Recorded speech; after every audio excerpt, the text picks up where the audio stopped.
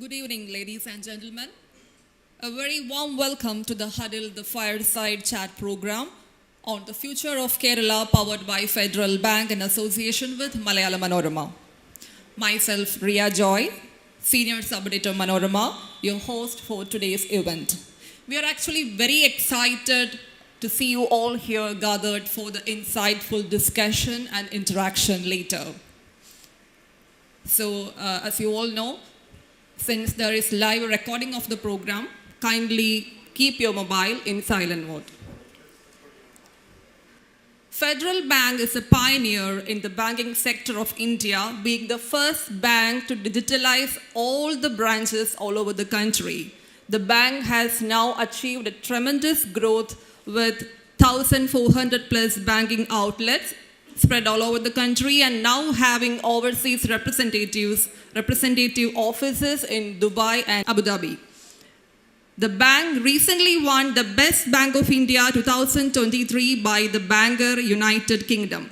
It's the only bank to feature in India's Best Workplaces for Women in 2023 by Great Place to Work. As a perfect banking partner, we are extremely happy to join hands with Federal Bank and organize the Huddle program in their association. And for your information, this is just a beginning. 3 more other talk shows are in pipeline. And so let this be a very good kickstart for the coming sessions also. Kerala, the God's own country, has actually immense potential to scale new horizons of growth. But to what extent we meet the expectations or to what extent we beat the benchmark is always a very doubtful question. And this is a platform to discuss that concern, the future of Kerala. And we have with us 2 eminent personalities, Shri Balagopal Chandrasekhar, former chairman of Federal Bank, and Shri Mathews, chairman of IBS Software Services. Yeah, of course, 2 chairmen to chair the discussion, and the session will be moderated by Shri P. Kishore, the finance editor, Malayalam Manorama. First of all, Shri Chandrasekhar. He is an entrepreneur, author, and former civil servant. He retired recently as the chairman of the board of Federal Bank. He is also on the governing body of the Center for Management Development, Trivandrum, advisory board of Fourth Way Foundation, and member in the advisory board of IIT Palakkad. And about Shri V.K. Mathews. Shri V.K. Mathews is the founder and executive chairman of the IBS Group, founded in 1997 with a vision to redefine the way of global travel, transportation, and logistics industries. Now IBS is a multinational corporation serving over 200 clients worldwide, employing over 3,000 professionals from 30 different nationalities and poised to be the #1 IT solution provider to the global air transportation industry. And about our moderator, Shri P. Kishore. He is the senior special business correspondent. He has won Commonwealth Press Union Harry Britton Fellowship. He has won Kerala Government Best Development Journalism Award twice and the Best Financial Journalist Award by Cochin Chamber of Commerce and Industry. Now, with all your permission, I cordially invite our dignitaries to be seated on the dais. Now I request Shri Kuriakos Cornell, Senior Vice President and Ernakulam Zonal Head of Federal Bank, to give the welcome speech. Good evening, ladies and gentlemen. Let me begin by thanking all of you for taking out your time and to come and attend this event, and to our friends in Malayalam Manorama for hosting all of us. The Huddle, as the name goes, is more than just an event. It's a platform where leaders, thinkers, and change makers converge to share their wisdom and insights. In today's rapidly evolving world, such interactions are not just beneficial, but essential for fostering growth and innovation.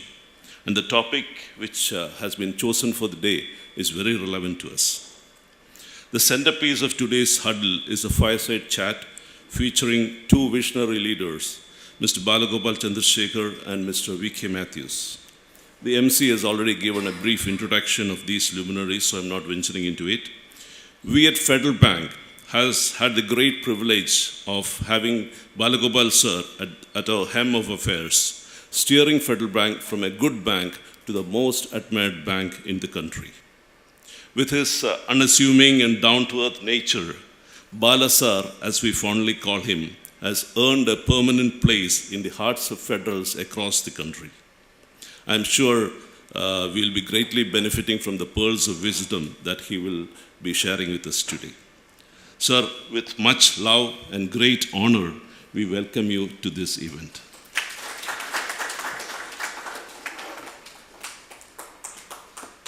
We are fortunate to have Mr. V.K. Mathews, founder and executive chairman of the IBS Group, with us today. Our world has become a better place thanks to his vision, which has redefined global travel, transportation, and logistic industries. It's indeed a rare privilege that we get to listen to his words of wisdom. Mathews' family has a very close relationship with Federal Bank. His father, Sri K.P. Koruth, was one of the founding members of Federal Bank, along with our founder chairman, Sri K.P. Hormis. He and his brother, Sri V.K. Poli, had worked with the Federal Bank. So did his wife, Anila. They are all ex-Federals. Sir, on behalf of Federal Bank and all of us gathered here, I have great pleasure in welcoming you today. The moderator for today's fireside chat is a decorated journalist. You have heard his accolades. Sri Kishore, Senior Special Business Correspondent from Manorama. Kishore ji, we welcome you heartily to this function. We have with us Philip sir, editor of Malayalam Manorama. Sir, hearty welcome, special welcome to you today. We have a very good number of our esteemed customers and beloved well-wishers who are kind enough to come here, accepting our humble invitation. On behalf of Federal Bank and my personal behalf, I extend a very hearty welcome to all of you. Last but not the least, I welcome Sri M.V.S. Murthy, our Chief Marketing Officer, of all our friends from the Malayalam Manorama family, and my colleagues from Federal Bank. Let me conclude by requesting the participants to actively partake in today's deliberations, because you are, there are two stalwarts. I'm very sure all of you will derive some value out of today's discussions. So with these words, let me conclude. Thank you and Jai Hind.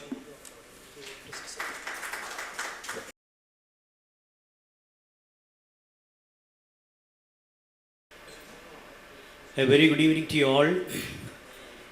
We have two titans of Kerala industry here. They are not only two titans of Kerala industry, they are the poster boys of Kerala industry. We can easily say that, because they are only preaching, talking about what they have practiced, what they have experienced, what they set out to do, set out to achieve something, and they achieved it and now talking about it.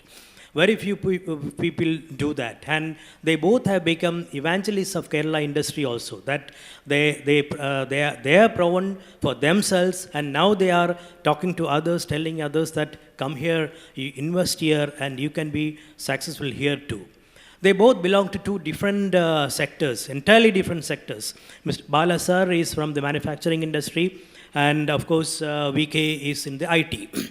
And IT, again, he is not in the software services, he is in the software products, which is also very rare in the Indian context and Kerala context.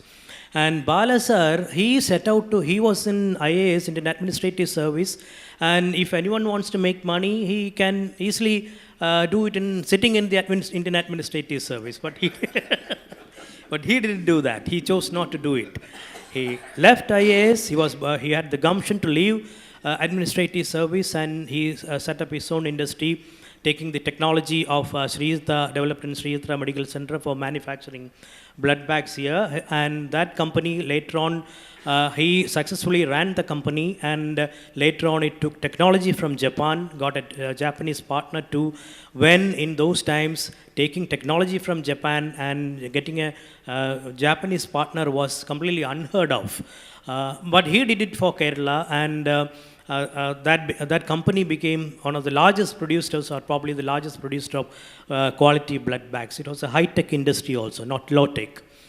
And then after being successful for a long time, he sold his shares. Now he's a retired man, and now he is talking about, he's preaching what he has practiced, what he experienced in a very convincing manner. Mr. VK, on the other hand, was working in Emirates, and he was general manager in Emirates, a former IITian. He's a son of the soil, belongs to Kedakkambalam. And he left Emirates in the mid-90s while Technopark was in its nascent stage, and he came to a glorified town with an unpronounceable name like Thiruvananthapuram, and chose that place to set up his business, IBS. And at that time, he has told me how much he had the life savings from Emirates. I'm not revealing that amount. Let's just say that amount, his life savings from Emirates was close to $200,000 in today's exchange terms. So $200,000 at that time was a big amount, and he started with just 30 people in Technopark, and that 200,000 has now multiplied into $200 million revenue for IBS annually. So that is VK Mathews for you, from a less than $200,000 investment to annual earning of more than 200 million. That is VK Mathews for you. And now I leave the floor open to Bala sir. Please shoot the questions, sir. You are the interviewer, and Mr. VK is the interviewee. Thank you. Thank you, Kishore. And it's a pleasure to be here among old friends. I see Thambi and so many other familiar faces. Peacefully settled next to me. So first, I would like to start off by saying, I think this session is very important, being the first of a series of such conversations which are going to happen between people involved in business in Kerala and about doing business in Kerala. And I think it's long overdue, such conversations. And it gives me great pleasure that two of the tallest institutions in Kerala, Malayalam Manorama and Federal Bank, have joined hands to do this. And it's very fitting that they both, being among the largest commercial enterprises and institutions, more than commercial enterprises, they have become institutions here in the state, and they are behind this. So it gives me really, great pleasure to participate in this session. And I remember also that Federal Bank's original logo showed a farmer, and that was within a gear wheel. So the bank was always about the small man, the small person, the small business person, the small farmer, and the MSME, the micro enterprises, it was all about. Of course, the bank has transitioned, has transformed over the years into a large universal bank, and today it has taken its place among the leading banks in the country. But I hope this spirit it does not lose, which is the affinity for the small accounts, because they are the real heartblood, the soul and the heart and soul of Kerala. So with those introductory remarks, let me just start off. I think I'm also glad that many of Federal Bank's clients are among us, among the audience here, who have taken, the support of the bank, and I'm sure it's a mutually beneficial relationship. And it'll be very interesting. I hope there is enough time during the Q&A to hear their views. And even if they don't get time to raise the questions here, I hope what we discuss today will give enough food for thought for kicking off what would be a very stimulating and positive conversation about the state. I'm particularly happy that my very dear friend VK is the first of the protagonists to participate in these series of conversations. I cannot think of anybody more appropriate than VK to do this for two reasons. It's not just because of his business success, which is now part of modern business history of not only Kerala but of India. And I need not dwell on that. But I think it is also the more important thing is, and I'm going to ask him about this later, but when he had a choice of any location to set up his venture, he chose to come to, as Kishore said, the place with the unpronounceable name, Thiruvananthapuram, and set up. He is not from there also, by the way. He is from Kizhakkambaram. But anyway, he decided to do that. So, it's very appropriate that this series of conversations, I have many interactions with VK. We agree on many subjects, we disagree on many subjects, but the conversations are always very stimulating, and we really look forward to that, and a deep bond of friendship has formed between us. The purpose of the conversations is actually not to dispense advice. Neither of us are presumptuous enough to think that we are in any position to give any of you advice. We should actually be listening to all of you. However, the purpose, I think, is to understand the business ecosystem in Kerala within the larger framework of the Indian business system. Because remember, this is a state within a larger entity, which is the Indian nation. And there are limitations to the kind of policy initiatives which can be drawn up and implemented in states. And that is itself one of these issues which is being increasingly interrogated these days, the whole concept of the federal polity. But our purpose in this conversation will be to examine how good a business climate does Kerala have. The general perception is that Kerala does not have a business-friendly ecosystem. That's the general perception. I think if you ask anywhere, not only within Kerala, if you ask outside Kerala, everybody will sort of smile. And, if you ask the question, does Kerala have a business-friendly ecosystem, everybody will smile, and then they will come up with answers, and some of those answers will be mocking answers, some of them will be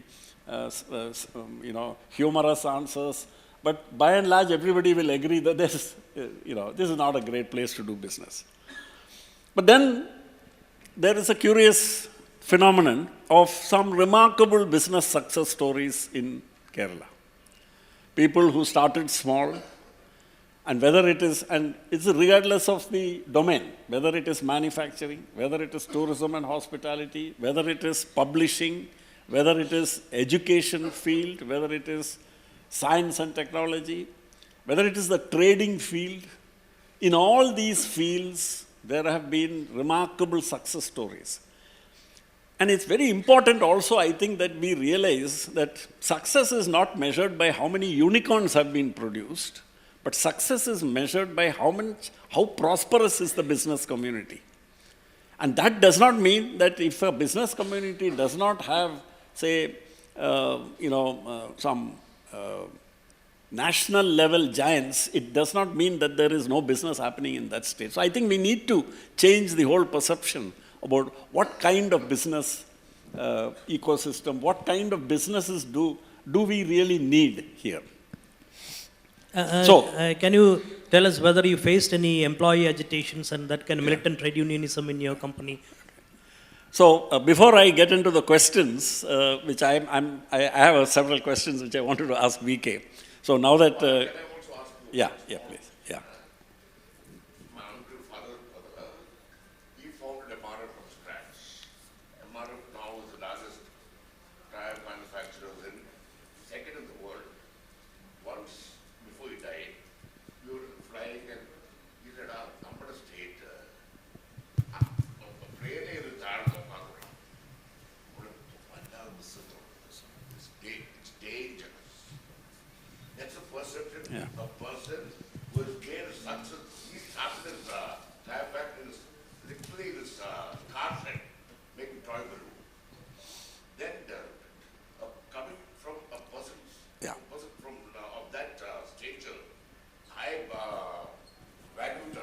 Yeah, yeah. So this is very important. So that's why, so there is this very strong perception founded on very solid facts and solid anecdotal information as to why it is difficult to do business in Kerala. Now, it's a long. So just to answer first, Kishore's point here. Kishore asked about whether I faced any labor issues. My factory had, at the time when I sold it, it had 1,200 skilled people working in the factory. I had 4 trade unions. And when I sold it, it was after about 24 years after starting my company. I sold it 24 on the 25th year. During these 24 years, we never had any industrial dispute which ended in stoppage of production. There were obviously many issues which ended up in conciliation discussions with the dispute resolution mechanism, which is the DLO office and all that. But that's what they're there for. And we found that they were doing their work quite well, actually. They were, it was something which really worked because we were able to resolve those disputes. So it was, to answer your question, it was not that we did not have any disputes. It's not that we did not have any disagreements. It was that those disputes and differences which arose from time to time were all resolved through discussion, sometimes after many, many rounds of discussions, but they did not end up in direct industrial action leading to the closure of the factory or even one shift of the factory's production being affected in 24 years. So that's my short answer. And the answer to Thambi's question is, observation is that that's the... No, sir. So my response to that is what Kerala has to really work at overcoming. Because there is a very real perception out there based on very strong, and no matter how many facts, etc., and can be marshaled and presented in seminars and all that, perception finally is what carries the day. And we need to work, and this is hopefully one of the first ways.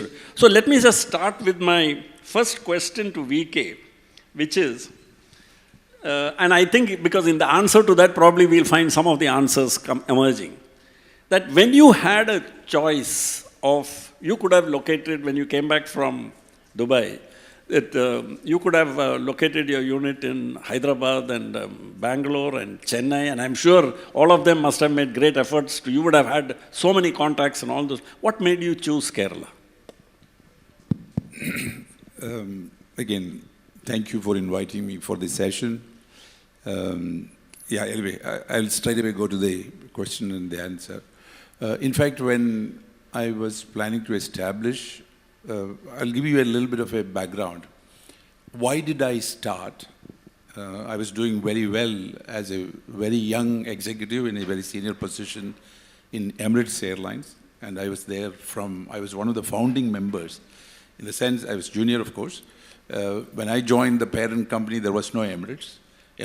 I joined them in 84. Emirates got started in 85 October. Because of my Air India experience, I was moved to Emirates. And I was with that company, great company, and I was in an expat package in 1997. When I leave that company, nobody would have, an Indian person from here would ever leave that kind of a job and come out.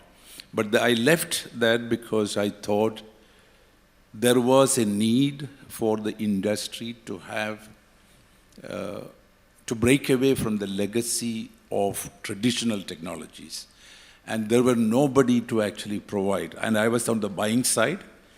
And on the selling side, there were 2 monopolies, IBM and Unisys.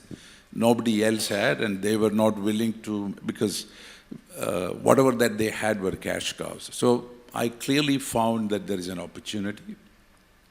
And you're working outside and you're globally operating. And when you start something on the technology side, even during those days, it was very clear that we should take advantage of the India talent. And that was becoming very, very clear. India had the talent and you should use the India talent.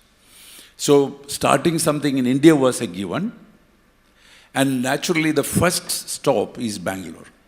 So I came to Bangalore, I was in Chennai, I was in Pune, and I was in Hyderabad. And I gave advance to a premise in Bangalore, understandably.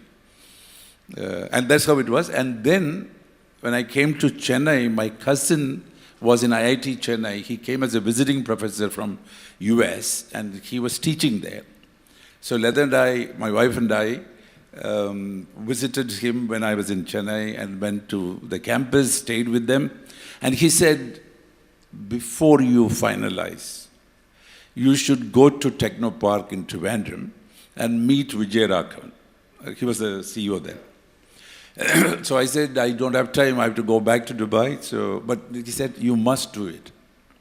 Every place, Bangalore and Chennai and L Park and all kinds of park, these are all vertical buildings. I came to Trivandrum, met Vijay Raghavan, met the chief minister at that point in time. I came to Techno Park, it had just 2 buildings. E.K. Nayanar, he was there. So I met him, I went to the chief minister. He was very encouraging. He did not know what he was encouraging me, but he was very encouraging nevertheless. And when I looked at what I am going to do, all of my customers are going to be from outside. They will never be buying from me without seeing my infrastructure. So when I looked at Technopark, 100 acres of land, absolutely green. There was one building, Nila, that was available at that point in time. From the 5th floor, over the expanse of the greenery, I can see Arabian Sea on the one side, huge balconies. Of course, it was an industrial building which we had to convert. Because of that is, I'm going to have Swiss and European and other clients, and you can only have the non-people to come because they're betting on me, not the company never existed. So I took a decision that this is going to be the place, at least more appealing.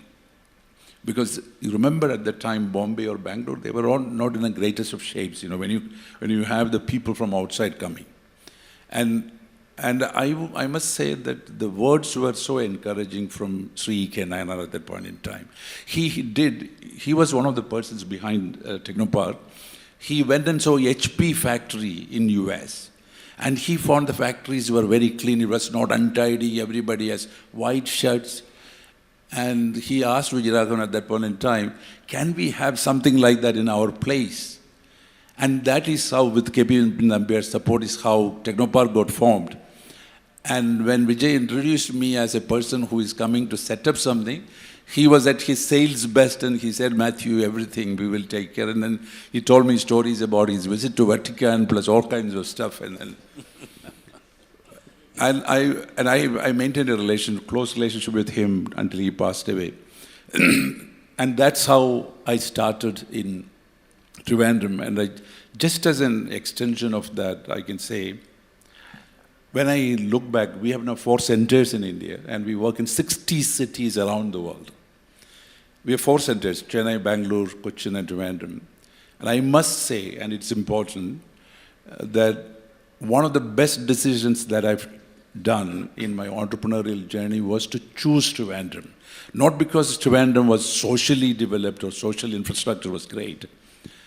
I was able to create a work culture which is very different and which is the one differentiating IBS when we compete with the global companies, where people work with a great sense of passion and commitment to the customer, with a high degree of integrity and respect for each other and thriving for the best that they can actually deliver. We never say that we are the best, even though in certain areas we are still world leaders. Yesterday I was actually telling you, both of us were discussing in another context. We never say that we are the best, but we will always be able to say, I say that we must be able to say that we have given our best. And that kind of a culture, it would have been difficult for me to do in Bangalore. I'll tell you the reason is because Bangalore is a melting pot. There was a lot of companies there and people hop, step and jumping and a lot of opportunities. You wouldn't have been able to ring fence and create that kind of a culture. And plus, I must also add this.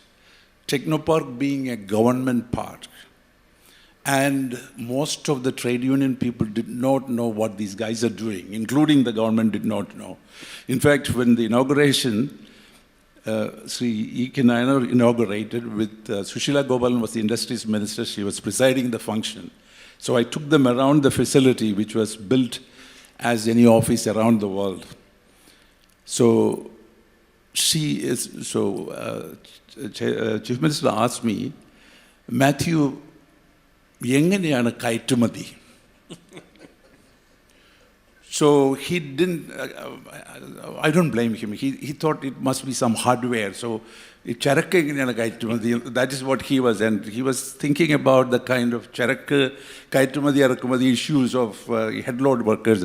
So I did not know how to explain. I said, but it is data and then it is communicated over the net and database. And yeah, it was quite interesting. So this is the kind of timing.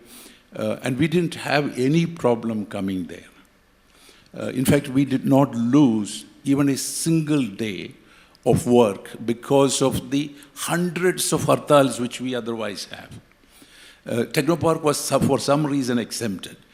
We were able to create, you remember we conducted an extensive survey in the state using Loyola College to promote IT. And the slogan was promoting IT is promoting people. And I can also say, and why this sector got that kind of support is, one of my drivers when I came to Technopark, he had only one daughter, a very bright girl, and they live in a very humble environment, hardly. And she studied, and she, when she passed out, we hired her. She's still with the company. And she got married to a boy who is working in EY. And if you really look at within a period of 15 years, or less than 15 years, they are in a completely different social setup. And there are so many living examples of that. And if you really look at more than 50% of the people come from Malayalam medium schools in the state. More than 50%. And 27%, I know this survey, we conducted the survey using Loyola College. 27% of the kids come, the employees come from daily wage earners' house. Daily wage earners, you won't believe this. So with all of this, the state supports IT. And so we didn't have any problems is a fact. So, yeah. Thank you, BK. Yeah. So in this, I just thought that my experience setting up a very small startup based on know-how which I got from a national lab, the Sri Chitra Tirunal Institute. It was an untried technology for a product which nobody really understood, even KSIDC didn't understand, and we had a very difficult time explaining what was this product, blood bags, what are blood bags used for, etc. So anyway, to cut a long story short, we started with a small factory. We were employing about total strength was, headcount was about 50, and then we gradually grew organically over the years. This is outside, just outside Trivandrum in the neighboring panchayat called Vilappil Panchayat. Vilappil Shala evideyana. Vilappil Shala is better known for a Chavara Samskarana Kendram which does not work. So, in fact, when we asked in Trivandrum, more people were aware of the dysfunctional garbage treatment plant rather than the fact that the biggest blood bag plant in the world was also located in Vilappil Panchayat. Nobody knew that. So, I just want to repeat this. His was in the IT sector, which was treated as a priority by government, with a certain amount of resources given in terms of trying to set up good facilities like technoparks, etc. Mine is from the polar opposite, is from the brick and mortars manufacturing sector. It was started as a small enterprise, and today it is I would call it still an SME with about 400-500 crores turnover, and about 1,200 to 1,400 people. The story, but the human side of the story is very much the same, and that's very interesting. That is, the kind of people we needed for our factory were people who had to be able to learn very fast. Because if I say that they had to be skilled, those skills were unknown in the country at that time. Because biomedical device manufacturing, we were the first in the country. It was a pioneering unit. Only Chitra Tirunal Institute scientists knew what was required, what was GMP, the expansion of GMP, that it means good manufacturing practice. I think only a few of us, and even the drugs control department did not know that. So we started off in an environment where very few people knew what we were doing. What was interesting was the speed with which our people were able to learn. And the rest, our progress over the years was very rapid, and we grew to scale. We overcame all the technical difficulties and finally dominated in the country. And very soon we went into the export market because we saw the markets opening up after the 90s. And so we went into the export market. Now, the challenges which we faced, as we went into the export market and as we overcame them, etc. And then with the growth of the company, the transformation which was happening in the lives of the people who are working with us, are the same kind of story. We keep getting, my wife and I, we keep getting invited to go for weddings and baptisms and naming ceremonies and all that of children and grandchildren and all. And these are people who came from the humblest of families and whose next generation, Vinita, my wife, always says, if you want to see vertical mobility, you should just come and see what the children of our factory workers are all doing. And we were saying that they're all doing far better than our own children are doing in terms of their academic accomplishment, because of that desire to get on in life. And that's a huge story. So the stories of these kind of transformations are, I think, the big untold story of economic transformation which is happening not only in Kerala but across India. Now, so I just want now to, for VK to move from the particular to the general, and to say that, for example, now that he has been doing business for so many years in Kerala and has had the opportunity to interact with policy makers, of course he's a widely traveled man, so all the time he gets to see what are other countries doing, what are other states doing, etc. What, in your view, VK, are the factors that continue to inhibit business and industry in Kerala? And what is it that public policy, if it has a role, should seek to address? Because when Dr. Abdul Kalam addressed the Kerala Assembly he said Kerala, but business Kalam not big manufacturing business. He said Kerala just focus on business like IT, and tourism, nothing else. These are the types of tourism industry that Kerala manager of. How correct it is now is so. Now, having said, I'm just wondering how correct Abdul Kalam was, because you're talking about your industries, unique industries, but like MRF for our diversified. They've gone to Goa, now they've gone to Gujarat, they went to Medan, not here. Unless the industry are they going to work together? Also because of a geographical center. Yeah, one is the sectoral aspect, but let's look at what are the key inhibitors, if you really analyze in the past. What's our real issue? And the first question is to see, do we have an issue? Some people will say, what is your issue? There are people who ask. ഉദാഹരണത്തിന് ഞാൻ ഡൽഹിയിൽ 2 incident പറയാം. ഞാൻ ഡൽഹിയിൽ ഒരു Delhi non Kerala ഓഫീസറുമായിട്ട് IAS ഓഫീസറുമായിട്ട് സംസാരിച്ചു. ഈവനിങ് ഒരു drink, we were having an evening, and he was telling me, VK, don't tell me about Kerala. Kerala is not in India. Kerala is part of Europe. Europe. He says, the development of Kerala is so good, people are educated, there's so much of, they're aware of their rights and they get their rights. Crime Record Bureau is recording because they feel that they will be attended to and things like that. അങ്ങനത്തെ ഒരു perception ഉണ്ട്. പക്ഷേ അതിൻ്റെ reason, and the main reason is നമ്മുടെ advancements that we achieved in the early stages. ഒരു 2 ഡിക്കേഡിന് മുമ്പ് വരെയുള്ള advancements ആണ്.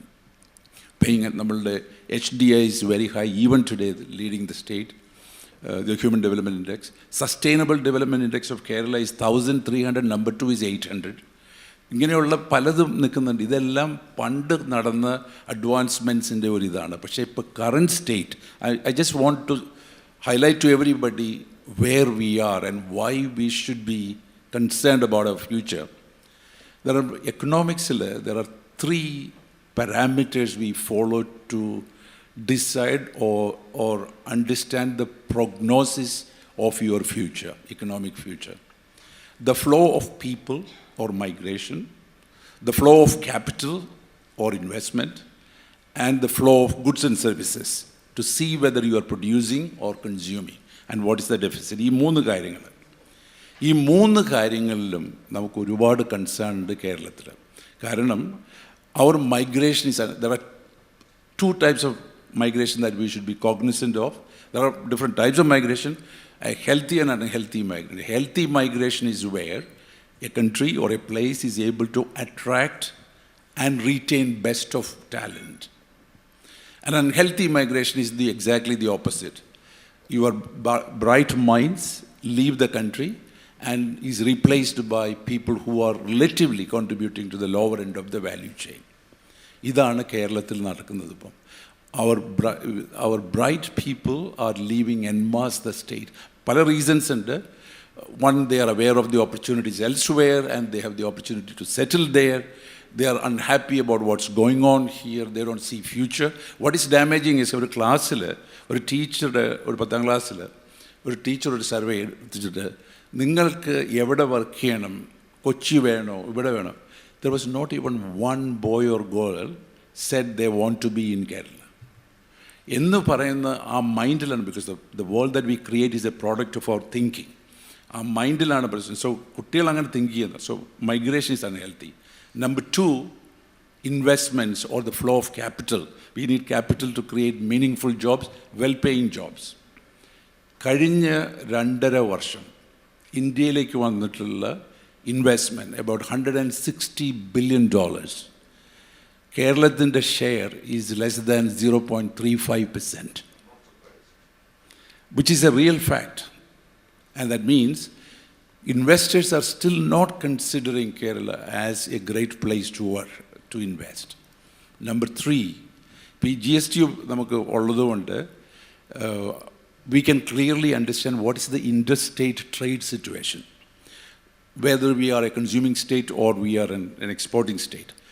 കഴിഞ്ഞ വർഷം, അത് FY22 ആണ്, 23 ഫിഗർ ഞാൻ നോക്കിയില്ല, we were importing 1,55,000 crore രൂപയുടെ goods and services, and we were exporting 50,000 crores, including the output from central government PSUs like Cochin Oil Refinery, which is the largest public sector refinery in the country. എന്ന് പറഞ്ഞാൽ നമ്മളൊരു net debt or net trade deficit for us is 1,00,000 crore രൂപയാണ്. This is balanced by our inward remittances, and which is also mainly from imports from Tamil Nadu, mainly. Yeah, from other places. We are also a consumer of. Bala, ഞാൻ പറഞ്ഞു വന്നത്, നമുക്കൊരു problem ഉണ്ട്. If it goes like this, clearly the economic prognosis is not great. ഇതൊരു indication ആണെങ്കിൽ. Now I'll come back. So this is how I will answer. Do we have a problem? Are we imagining a problem for Kerala എന്നുള്ളതിന് അല്ല. Materially, based on facts, we do have a problem. Now, how do we, and will this turn will be reversed if a different government is in power? I don't believe. Or different parties in power? I don't believe so, because this was happening over several governments, interchanging governments. Now, what is our real issue from a business point of view? Number 1, number one, നമ്മളൊരു pro investor, pro enterprise mind set ഉള്ള ഒരു state അല്ല നമ്മൾ. ഇവിടെ ഒരു enterprise നടത്തി ജയിക്കുന്നവനെ നമ്മൾ പൂവിട്ട് പൂജിക്കണം. അത് because it is so difficult. Anybody who has done, it's very difficult, because just look at that. From the village to panchayat to ward to municipality to, nobody is incented, nobody is incentivized, motivated to support an entrepreneur. What is his motivation? ഞാൻ പറയാം, ഒരു motivation ഉള്ളിടത്ത് it will be entirely different. Land registration department, the kind of service you get in a land registration department, ഭൂമി മേടിക്കാൻ പോയി കഴിഞ്ഞാൽ, they will work till midnight to make your things work, because they have an incentive. That incentive is not government incentive, that incentive is an institutionalized, accepted incentive. No, what I'm trying to say is they have no incentive. So as a result of which we are doing this. That's number one. Number two, കേരളത്തിൻ്റെ ഒരു പ്രത്യേകതയാണ്, വേറൊരു സ്ഥലത്ത് ഞാൻ കണ്ടിട്ടില്ല അത്. നമുക്കൊരു ഭയങ്കര PSU മൈൻഡ് സെറ്റാണ്. We have a public sector mind set. We believe that if it is in public sector, we own it, we only own liabilities. The net worth of our PSUs, loss making 140+ PSUs is 1,10,000 crore. എന്ന് വെച്ചിട്ടുണ്ടെങ്കിൽ negative, അതിൻ്റെ ക്യാപിറ്റലും പോയതിനു ശേഷമാണ് ഈ minus വരുന്നത്. And still, KCB we pay 2,000 crores every year, KSRTC we pay another 2,000 crores every year. This will be continuing to lose. And central government has actually brought in an ordinance that, private parties can power distribute. അതിന് മാത്രം 140 പേരും അസംബ്ലിയിൽ ഒരു resolution പാസ്സാക്കി against ആയിട്ട്. In other words, even public, ഇപ്പോൾ നമ്മളൊരു survey ചെയ്ത് കഴിഞ്ഞാൽ KSRTC അല്ലെങ്കിൽ KCB ഒന്ന് പ്രൈവറ്റൈസ് ചെയ്യാമെന്ന് ചോദിച്ചു കഴിഞ്ഞാൽ 80% of Keralites would say no, in spite of all of these problems. So that's another mindset. There is a little bit of contradiction here. You are talking what you are saying is entirely in contradiction to what Bala has been preaching for some time. So let's hear it from him, whether you agree with him or not. He's talking about all the negatives about No, I know. Yeah. But let VK just finish up. So ഒന്ന്, നമുക്ക് കേരളത്തിനൊരു problem ഉണ്ട്. എന്തൊക്കെയാണ് ആ problems ഉള്ളത്? ഒന്ന്, ആ ഒരു mind set. ഞാൻ ഈ മൈൻഡ് സെറ്റിനെ കുറിച്ച് പറയാൻ കാരണം, നമ്മൾ ക്രിയേറ്റ് ചെയ്യുന്ന എല്ലാം നമ്മുടെ മൈൻഡിൻ്റെ ഒരു തിങ്കിങ്ങിൻ്റെ ഒരു ഔട്ട്പുട്ടാണല്ലോ. The world that we created, അല്ലേ? അത് ചേഞ്ച് ചെയ്യണമെങ്കിൽ നമ്മുടെ mind set has to change. Now there are many issues. Thampi പറഞ്ഞതിനോട് ഐ വുഡ് എഗ്രി, ബിക്കോസ് ഞാനൊരു കേരളത്തിലെ one of the persons you may be interviewing in, I asked him, I told him about the Kitex incident. That was about to say. So, why did he go to Telangana? Kitex incident. I was talking about Kitex to another investor. ഒരു വലിയൊരു കേരളത്തിലുള്ള ഒരു, I don't want to take his name. പുള്ളി എന്നോട് ചോദിച്ചത്, സാബു അല്ലാതെ കേരളത്തിൽ ഇപ്പോൾ ഒരു 8,000 ആളുകളെ എംപ്ലോയ് ചെയ്യുന്ന ഒരു സംഗതി തുടങ്ങും. This is what he asked. It's a Malayali running a huge business outside. Yeah. So, there are certain, we do have some difficulties there. I will only say, what is it that the government should do? You are asking about what is that government should do. 4 സജഷനാണ് എനിക്കുള്ളത്. There are only 4 suggestions that we should focus. ഒന്ന്, അതൊരു policy കൊണ്ട് മാറുന്ന ഒരു സംഗതിയാണ്. Policy കൊണ്ട് കുറച്ച് മാറ്റാം. All our efforts should be to support to create profitable enterprises and well-paying, which produce well-paying jobs. നമ്മുടെ എല്ലാ സാമ്പത്തിക പ്രോബ്ലത്തിൻ്റെയും കാരണം, we don't have profitable enterprises and well-paying jobs. അതാണ് കറക്റ്റ് ടാക്സ് പ്രൊഡ്യൂസ് ചെയ്യുക. ഒരു government നഷ്ടത്തിലോടുന്ന PSUs are producing hopeless tax. And unless we have more and more profitable enterprises and well-paying jobs, not poorly paying jobs, well-paying jobs, we can't have tax revenue. That should be number 1. Number 2 should be infrastructure focus. അതിനകത്ത് 3 സംഗതി I will call out. Clean Kerala. That means infrastructure where waste is managed and our place is clean, our people are healthier, our water is clean, and like Joseph പറയുന്ന പോലെ the backwaters should be swimmable. And this number 2 is safe Kerala. ഇൻഫ്രാസ്ട്രക്ചറിലാണ്, safe to drink water, safe to eat food. safe to travel roads and safety from disasters. ഈ ഒരു കാര്യം നോക്കിയാൽ മതി. എന്നുവെച്ചാൽ നല്ല റോഡുകളും ആളുകൾക്ക് കുടിക്കാനുള്ള വെള്ളം, ഇതൊക്കെയാണ് government priority. Number 3 for me, number 3 is states' welfare measures. Kerala should pride about the fact that there will not be any hungry person here. Every person should have a pension in the state. We should be able to take it. And that's the welfare measure part. So that means we can never be able to say that we are a great place unless we take care of the people who are in need of it. ഞാനിപ്പോൾ 3 എണ്ണമാണ് പറഞ്ഞത്. I'll tell the fourth one. How will you give better citizen service? I will just point to one thing. Passport service by TCS. ഒന്ന് ആലോചിച്ച് നോക്കുക. നിങ്ങൾ if you have gone ever to a TCS office, a passport office, you will think that you are in a different country altogether. Because and you should compare that with how it was before. പണ്ടത്തെ ഒരു passport office. In other words, ഇത് അമേരിക്കയിലൊക്കെ പണ്ടേ നടന്നതാണ്. പണ്ട് government owned, government operator എന്നുള്ളതിന് പകരം government owned and contractor operated or the private operated. So if we can do that, that means government owns all the rules, everything, but according to the rules, interpretation of that, giving approvals, first time, ongoing, all of it, you should be able. Because the enterprising people of Kerala and the enterprising people of India is India's wealth, not the governments, not anything else. So if you can have more and more of those, then I think we should be in a better position. Thank you. So,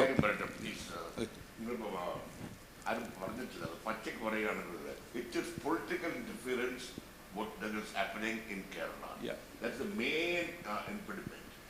Forget about industry. If you want to shift your house from a locality to another house, you can't do it like that.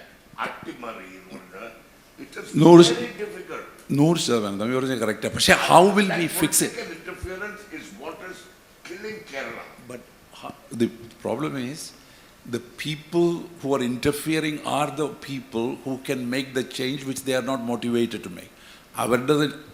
അവരുടെ interference അവർ മാറ്റിക്കഴിഞ്ഞാൽ, so what is it that we can do considering that the political interference is hindering the progress of Kerala?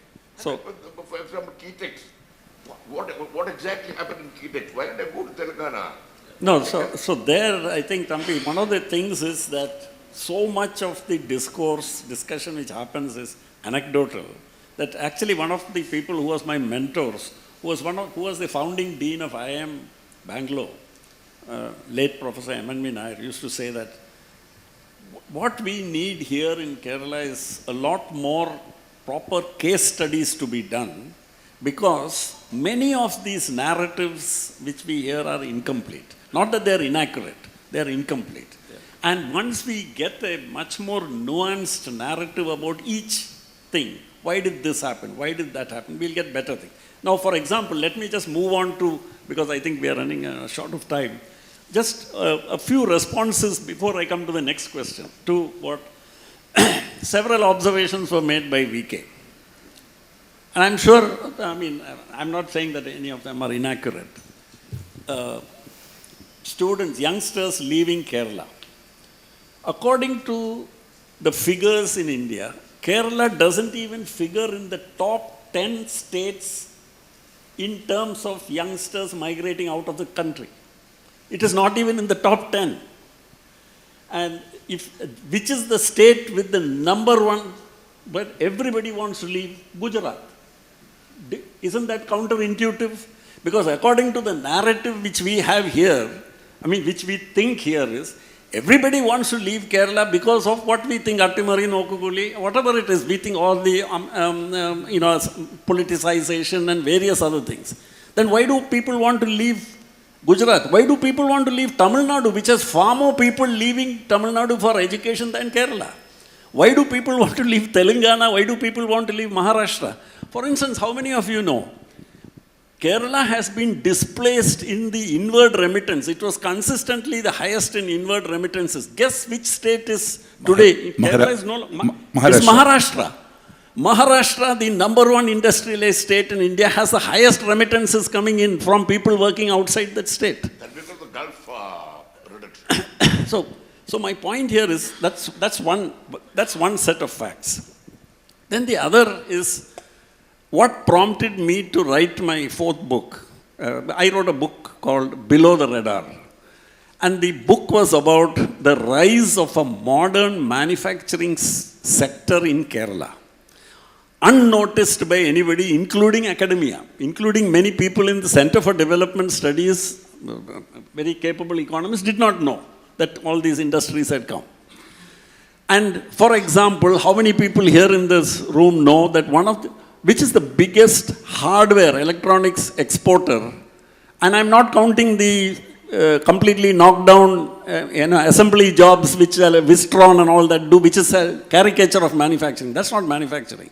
Which is the biggest electronics hardware exporter from India?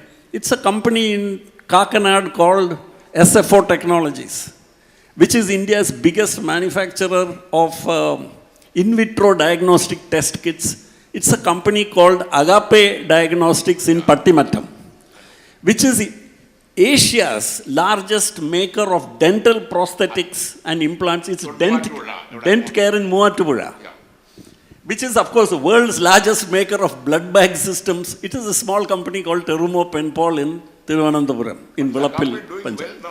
They are all doing very well. I don't know. No, see, and in fact, all these companies, I profiled them, and they started small. He's the next Manorama person who's there now. So these companies started small, established themselves, grew organically, and many of them, for example, I haven't even mentioned the most outstanding success story, which is Synthite. So, where, for example, what has actually happened in Kerala? So I feel we should not, I don't feel that the discourse will end up in saying, otherwise it becomes anecdotal and it becomes whataboutery. What about this, what about that? No, not to make it anecdotal, let me ask a question to both of you. Both of you are homegrown companies. You are Malayali, that's a homegrown company. This is IBS is a homegrown company. How come big MNCs are not coming here, even in IT? We have a little bit of Oracle at Random, and we have a little bit of IBM in Kochi. Beyond that, the MNCs in IT are not coming to Kerala. They are going to Hyderabad or Bangalore. Even the bigger manufacturing industries from the other parts of India not setting foot in Kerala. So it's a question to both of you. No, multinational companies are there in Kerala, except that they don't have big expansions in Kerala. And there are multiple reasons. Of course, perception of Kerala, what really happens is when somebody is, if an IBM is not, or a Google, what's their references? They will go to their mission. Their mission has profiled all the states and all the issues and all the places, and they will say these are the places to go and these are not the places to go. So there will be an initial advice itself, and Kerala will not figure well in that. But there are also other factors which are actual factors. The social infrastructure that's required, the social infrastructure of, say, Bangalore or Chennai or Hyderabad or Bombay, is not the same as what Trivandrum has. So there are those but social infrastructure is a very important one. I was telling someone today that until the Lulu hypermarket or the mall came in Trivandrum, I was actually wondering if there is a person from outside coming, a non-Malayali person coming to Trivandrum and a husband going to work, what will they do? These are some of the realities. But there is no point, even though we have, like what Bala said, and Bala has taken pains to highlight all of those in his books, which is true, but it is an absolute fact that we do have difficulties in Kerala, which needs to be overcome. And political interference, union interference, all of those things are there, which you can overcome. And most of it is overcome by people who are from the place. The reason why the Agape or the dental care one happened is they are from there. The reason why Synthite happened is C.V. Jacob is from Kaderu. So the point... and the reason why it started there is that's the only place he knew. No, so my You know, point to is, start a company. my point is, I just Yeah. want to say that actually, I think many times the difference between what we are saying is not that we are saying different things, but we are seeing a place differently. So I just want to give an example. Kerala, the analog for Kerala would be a place like Taiwan or South Korea. And let's take Taiwan. That's an island with and the geographical characteristics are roughly similar to Kerala. It has a mountainous spine, it has a lot of forested area, and it has a coastal belt. And very much like Kerala. It has a population of around 20 million. Kerala's is 34 million. Now, they have no natural resources of any kind, and we literally, from that industrialization perspective, we also have no natural resources of any kind. And that is in terms of various mineral resources, iron ore, coal, which were the classical. We don't have any of that. Now, so what should we do? What we should do is obviously based on, initially what did we do? We had industries, manufacturing sectors, the main businesses were trading and manufacturing sectors connected with whatever grew here, whatever we could get here, which was spices, coconut, cashew, and things like that. And those all the tourism. Yeah, no, that came later. So the manufacturing sector which we had was a traditional manufacturing sector, but it was low value addition, and hence it paid low wages. Now, what happened with low value adding industries across the world is that they will migrate, when wages rise, they will migrate away to low wage areas. And that's exactly what happened in Kerala. The cashew sector, the coir sector, the low value added products in almost every sector migrated away from Kerala because wages here rose. And why did wages here rise? There's a complicated reason for that, but wages here rose. Now, my point is, these industries which I am studying, plus your sector, the IT sector, as Thambi pointed out, and other sectors which are coming in, are sectors which require and demand higher order skills, and they will have to be paid better also. So, for example, in my factory, I mean, I still think of it as my factory, I sold it 10 years ago. In that factory, the median wage is, cost to company will be about 30 to 40,000 rupees a month, at least 50,000 rupees a month for a person with 10 years experience. Now, not one person in that factory is from Jharkhand or West Bengal or anything. Not because of, let's say, anything against people from Jharkhand and West Bengal or anything, but the kind of people which you needed, the kind of trainability which you needed, etc., you were getting here locally. So we had that. And if you go to many of these other value-added, high-tech manufacturers, you find that, for instance, these 50 companies which I am studying, we find that they all are doing high value-adding businesses, high-margin businesses, tremendously profitable, and they are competitive nationally, and some of them are even highly competitive and are even global leaders, like Synthite. In certain segments, Synthite has a global market share of 30%.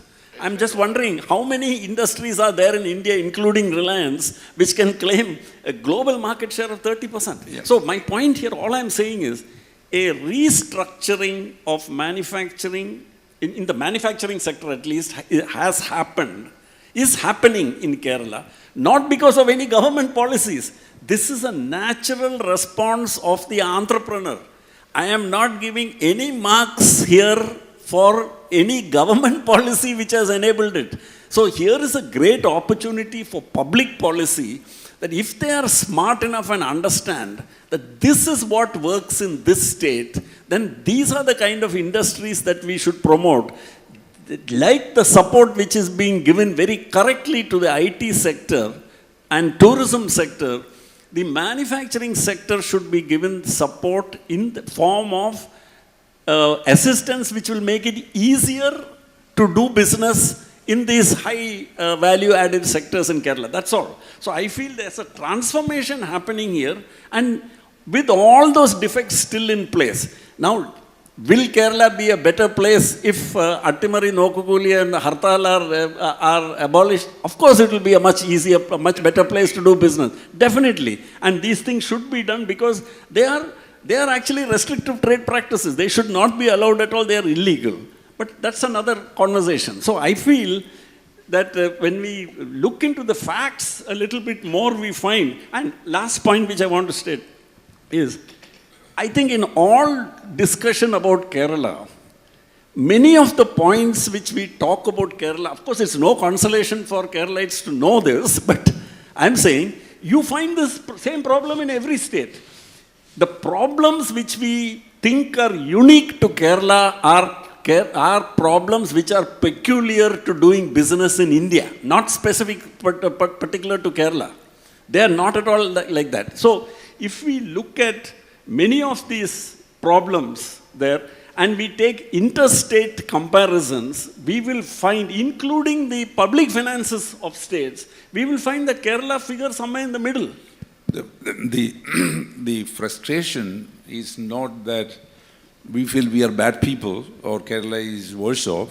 The frustration is that we could not unleash the potential even to the 50% because we were in the same state about 20, 30 years back and we were as advanced. And thereafter, we are now sliding down to, something like, on a per capita basis, we are 9th in the country, in spite of the fact, per capita GDP I'm talking, in spite of the fact that we have achieved significant improvements in the early stages. The frustration is because of that. The reason why the boys and girls here are more frustrated and they don't look at the television, they don't look at the politics, is because they are aware of the fact that what they are missing and what they could be. Yeah, I think that's a generalization, VK. I'm not very sure I agree with that perception because I am talking to many youngsters who don't share that opinion.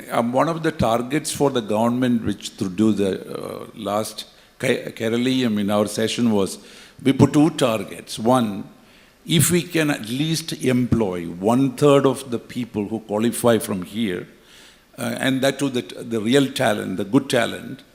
And the other one is almost all of the citizen service by 2030 should be delivered by digitally. These were the 2 targets. Today, when you talk about this migration, there again, sometimes the facts can be misleading. Last year, almost 1/3 of all of the people who should be going for higher education is leaving the state. 1/3. That is about 100,000. 330,000 is our total capacity. So which is quite a bit.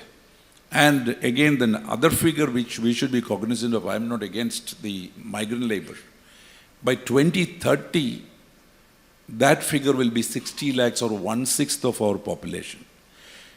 This will, I'm not saying that is bad or good, but this will make economic and social.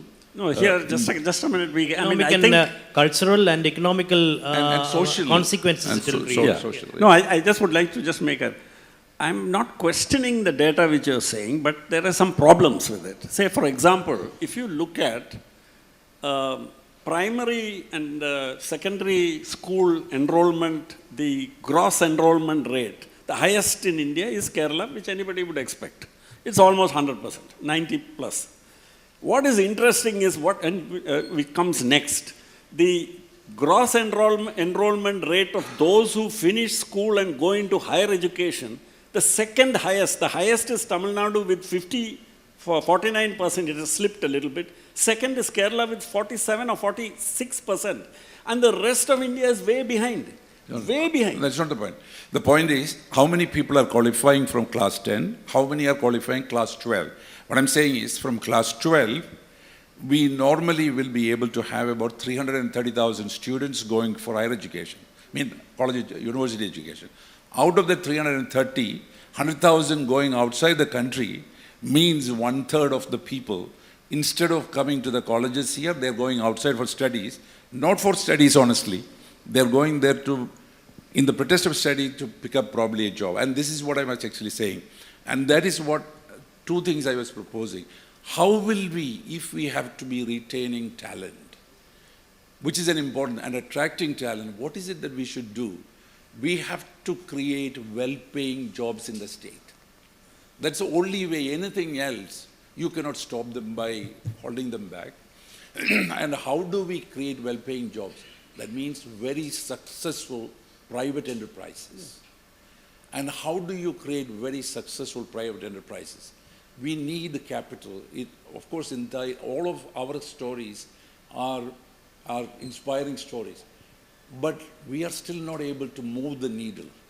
We need to have more and bigger successful companies. And when we try to bring them, you and me try our best to motivate companies to come here, their single biggest problem is, they will say, if I have to have a compound wall constructed, the only person that you are yet to call is the Prime Minister. So you do, and the difficulty is not that it is not insurmountable, or a person like you and me from here, we may be able to overcome. But that would be seen as life is too short for a lot of people to have waste on it. Now, this is perception ആയിരിക്കും. പക്ഷേ according to me, Bala, it is still a reality, is the reason why we don't, even ഒരു വലിയ manufacturing, ഒരു 80,000 or 5,000 people ഉള്ള ഒരു manufacturing setup കേരളത്തിൽ വരാനായിട്ട് people will still be reluctant. Geographical location also. Geographical may not that suitable for such big factories. Yeah, that's true. For big polluting ഒന്നും വരാൻ പറ്റില്ല, വലിയ മാനുഫാക്ചറിംഗ് പറ്റില്ല. പക്ഷേ ബാല പറഞ്ഞ if you take the economy of Germany, or if you take the economy of South Korea, Japan, and many of those places, about 70% of employment and about 50 to 60% of gross value added happens in small and medium enterprises. So my point is, why are we fixated on that? That is the seal of Kerala's economic development is only if large enterprises come here. I say no. The fact whether Kerala is suitable for industrial enterprise or not is validated by the success of a company like mine, like Synthite, like the 50 other companies that I studied, and the 50 or 100 other companies I haven't yet studied. And this is only in manufacturing. I have only taken manufacturing success stories. And I could write a book about it. But actually, I have a question to both of you. I'm sorry to interrupt like this. I'm surprised you missed out on one main issue. Our bureaucracy is terrible. We had a incident which we faced, and we were absolutely right. When we had to go to the chief secretary secretary called the Panchayat people, called them, you rascals. Angana parandu. I'm telling you, the bureaucracy is really. So, Thampi sir, that brings a question to leadership. We have come a long way from the poverty of 70s and 80s. Now we are facing the alpha generation. They are the ones who are living. I mean, alpha generation means those who are born in this century and they grew up with internet and smartphones. So that generation is leaving Kerala in droves. So leadership also concerns bureaucracy. It is not only political leadership, but bureaucratic leadership also. So what kind of changes are required in leadership, political, bureaucratic and other leadership? It's a question to both of you. And this is in spite of the fact that CM, right from his first term, said, Oro Faidum,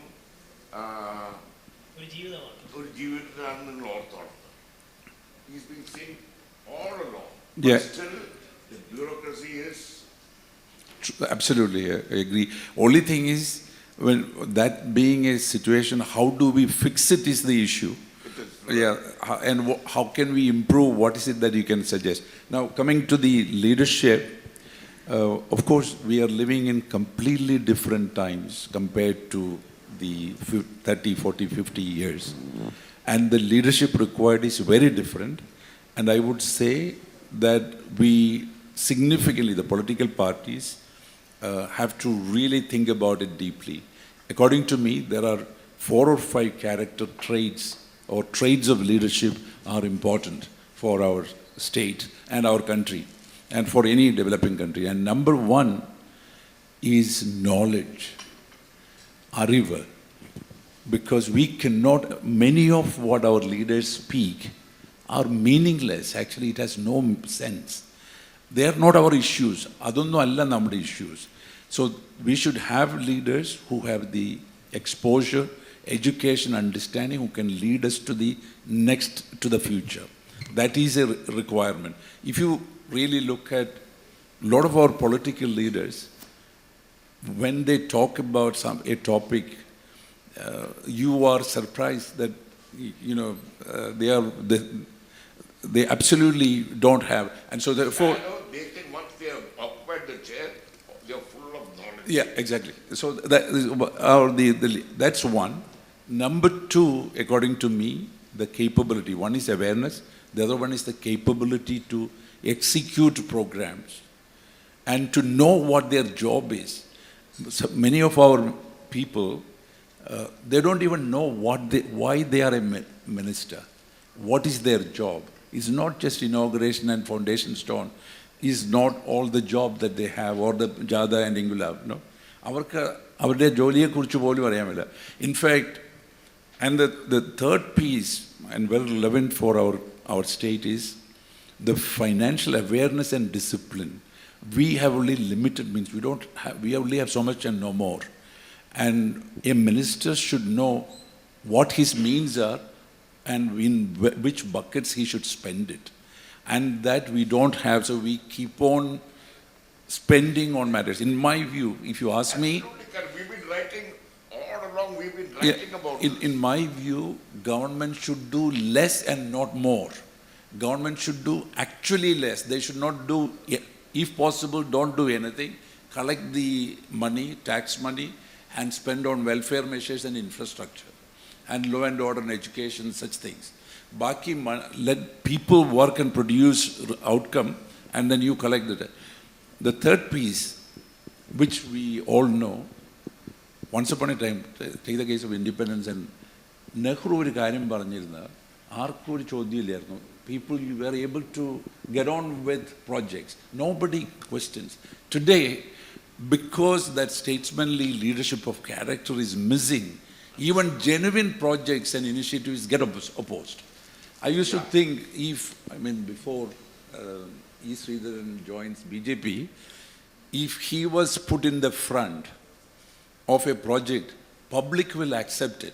Kind of. What I'm trying to say is, I'm just saying that character and statesmanly leadership would have made. So these are the things missing. Yeah. If I may just, so I agree with that. I agree wholeheartedly. In fact, one of the things which a subject very close to VK's heart is transportation, and the central importance of transportation in the growth and development of any region or state or country. In China, they have a saying that if you want to develop a village, build a road. It's an old Chinese saying. And here, for widening of a highway and for this thing, these become existential questions which discussions go on for 10 years and 20 years and all that, and finally we end up with what you said, what Bala said is true in our city here. We have an airport seaport road which it doesn't reach the airport or seaport, but it was a good road. It was a good road and all the developments came around it. Isn't it? That place got developed only because of a good road. Still the transport. They wanted to actually connect to the airport and seaport. Yeah, one last question here. Mr. Mathews, you have business in Kochi and Trivandrum. You have houses in Kochi and Trivandrum. You live in Kochi and Trivandrum. You also live in Emirates Hills in Dubai. You have business there too. We have an exuberant democracy here. There is no democracy in UAE. So what is the difference that you see living in all these places, doing business in all these places, with and without democracy? Yeah, of course. UAE is a. If you're asking me what do I consider as a sustainable kind of a governance model for future of mankind? That is, to the extent possible that we can understand, is a democracy. That means people have a say.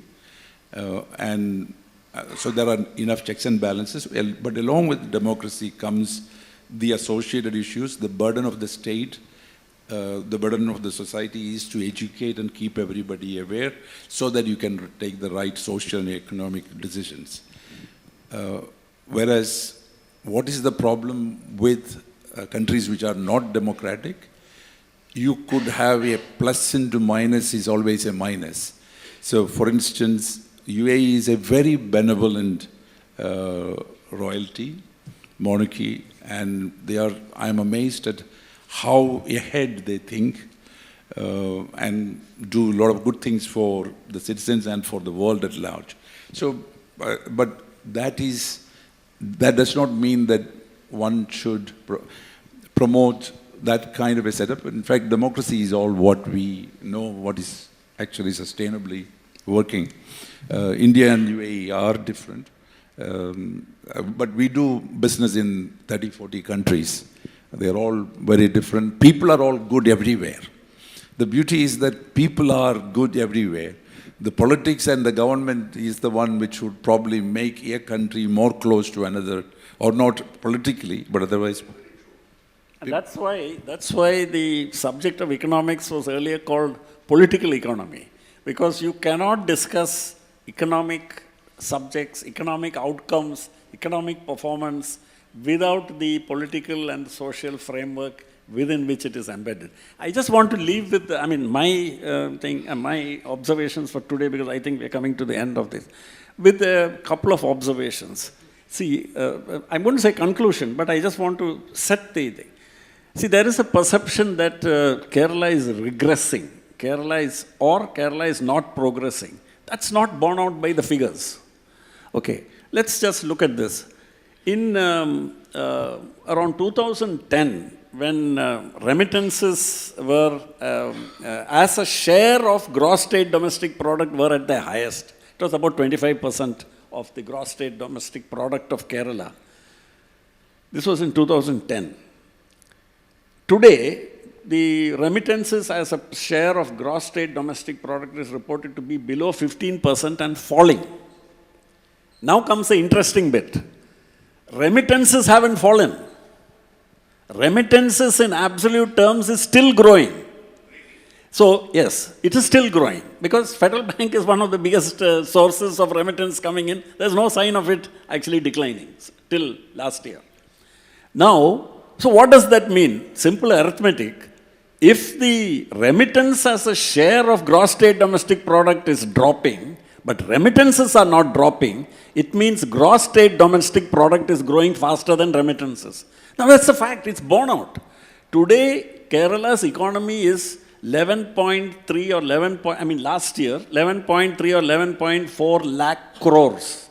Roughly it works out to, if conversion, whatever. 136 billion. 136 billion dollars. Okay, now comes an interesting thing. In this state where industry is not supposed to have developed, in 1990, manufacturing accounted, when cashew sector, coir sector, the traditional manufacturing sectors were still dominant, manufacturing as a share of gross state domestic product was 10%, according to Kerala State Planning Board figures. Today, manufacturing as a share of gross state domestic product is variously estimated 12%, 13%, but let us say 10% for argument's sake. Let us say it is 10%. In 1990, gross state domestic product was $35 billion. 10% of that is $3.5 billion. Today, gross state domestic product is $135 billion. 10% of it is $13.5 billion. What was a manufacturing sector of $3.5 billion, even allowing for the foreign currency, the exchange rate fluctuations, etc., has grown by 5 times in this interim period. how can we say manufacturing industry has not grown in this country, in this state? And the evidence is there in terms of all these companies which I have listed. When they started out in 1990, most of them were in 1990s, they were with the investment of 5 lakh, 10 lakh, their balance sheet size must have been 50 lakhs or 1 crore. Gross block must have been that much. Today, they are 300 crores, 400 crores, 500 crores. So we say no industrial investment is happening in Kerala. How does industry grow? It reinvests the money it makes. How did my company which started with a balance sheet size of 1 crore, today has a balance sheet size of 400 crores? How come? Where does that magic happen? The money gets reinvested. Bala, that's what I was saying. Our difficulty and our predicament is that we are still $2,500 per capita income for the state of Kerala. And if you really look at any of the OECD or developed one, it's at least 20 folds as big, 20 times. And this is what the youngsters look at. And do we have, if you really look at net, you take our boys and girls coming out of our engineering colleges, medical colleges, arts colleges, financial, they're as good as the citizens elsewhere. And why is it that they are not able to be as productive? Or at least, how can we actually narrow that gap faster is the challenge and is the frustration. And in reality, happiness has less material beyond a point, and it is more about a mind play. And in that mind play, we are losing. We are losing because, because they see themselves 2.29 lakhs as a per capita, or whatever that it can buy with even purchase power parity. And they see where they can be if they go to any of the countries. We haven't even heard the names of some of them. They're going everywhere, all of the places. And how can we leapfrog with all of the benefits that we have in terms of talent that we have, plus the digitization that we are able to achieve, how we are able to get there. And this is what people should think. In my view, our politicians should think. They all work, actually the political parties, they have only two objectives. Both are electoral, either to stay in power or come back to power. Everything is electoral. And now, can they have better methods of electoral approaches which will meet their objectives but also help unleash the potential? Because these boys and girls are in a leash. We are unable to unleash it. Some more within I get it. I just want very quick response to that again is, see, some of these problems are not peculiar to Kerala. That, I agree, it is no consolation. But it's very important. See, it's like, I think it was Indira Gandhi who famously supposed to have said, some Malayalam speechilana parayunna, Indira Gandhi ചിലപ്പം പറഞ്ഞു കാണത്തില്ല അങ്ങനെ. അഴിമതി ഒരു ആഗോള പ്രതിഭാസമാണ്, she is supposed to have said. I am saying, migration ഒരു ആഗോള പ്രതിഭാസമാണ്. Every country in the world has had migration. China, today, which is the powerhouse of the world.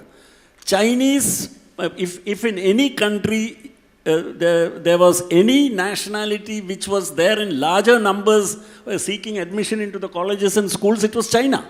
Okay? Now that number is dwindling because there are opportunities opening up in China, and many of them who have gone to the West are coming back to China. Now, this reverse migration is also going to happen in India as opportunities come up. Things may not be happening as fast as in this country and in this state as we may wish.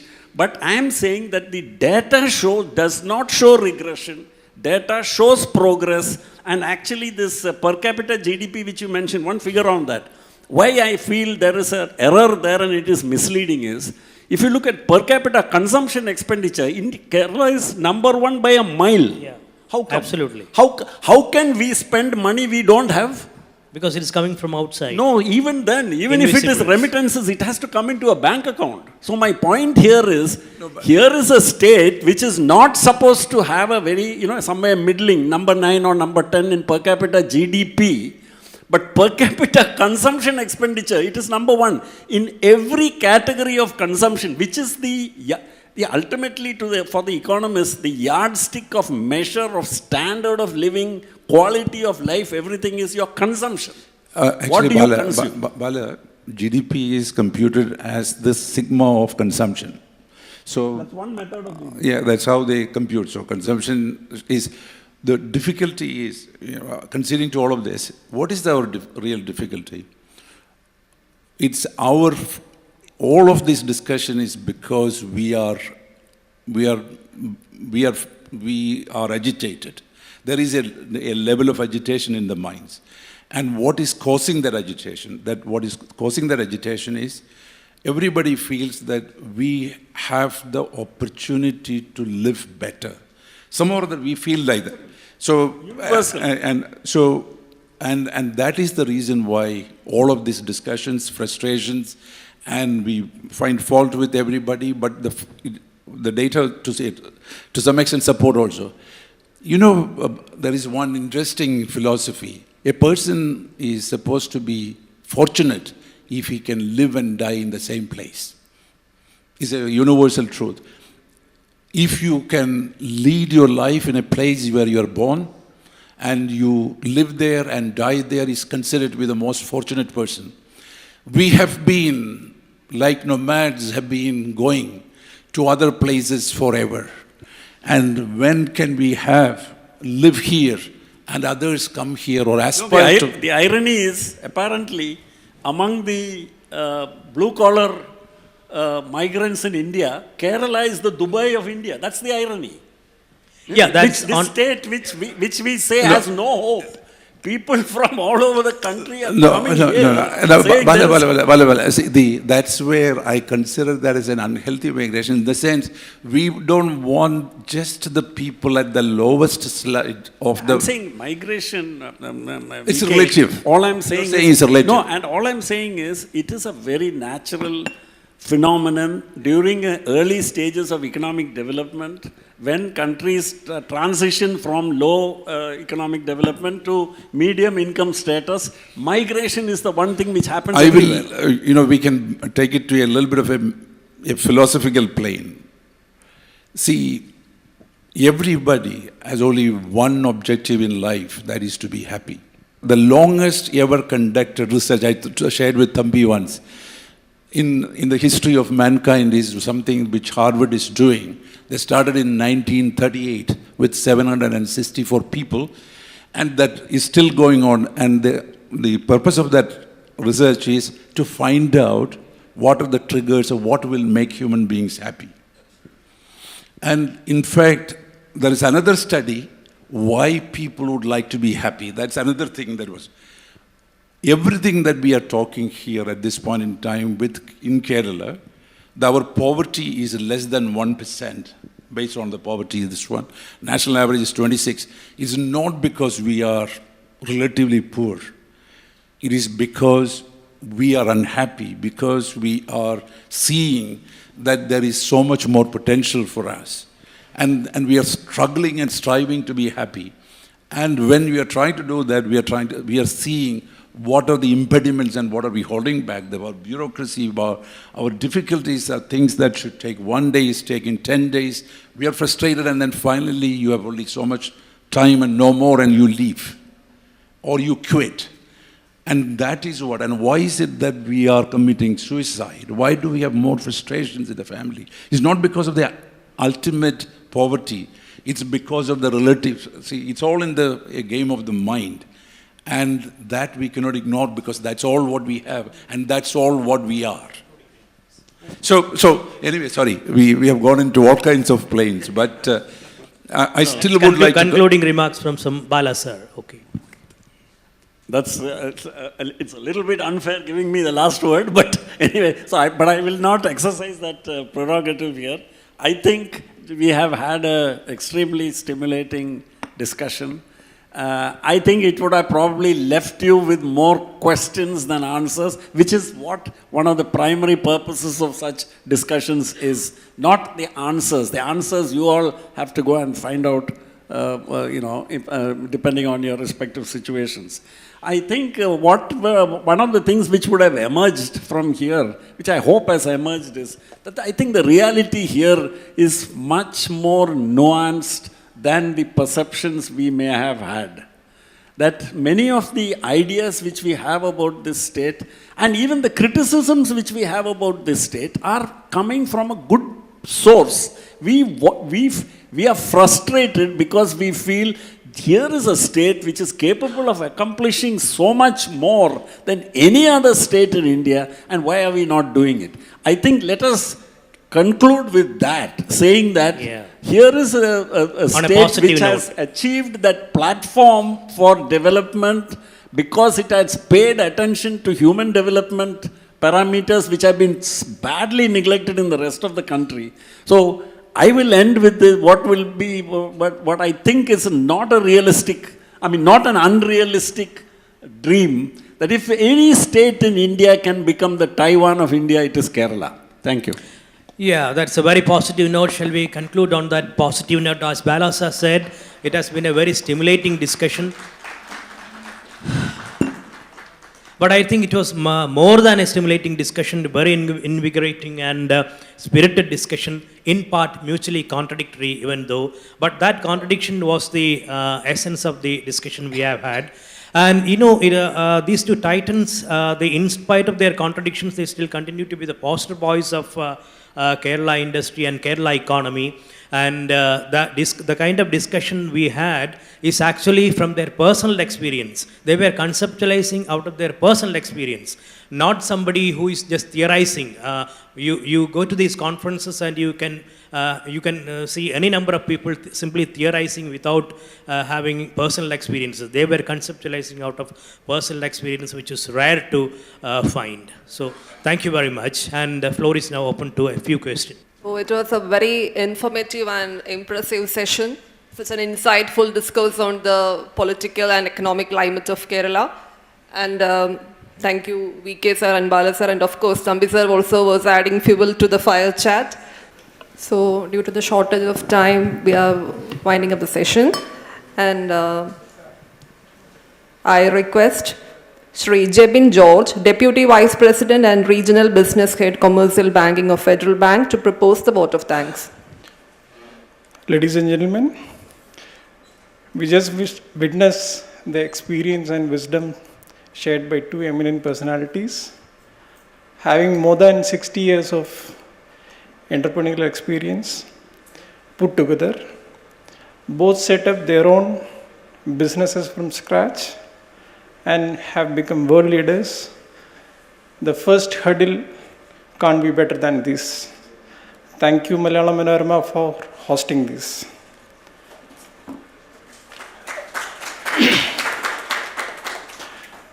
I stand before you with immense gratitude and a heart full of appreciation as we come to the close of this enlightening session, The Huddle, featuring the insightful dialogue between Mr. Balagopal Chandrasekhar and Mr. VK Mathews, ably moderated by Mr. P. Kishore.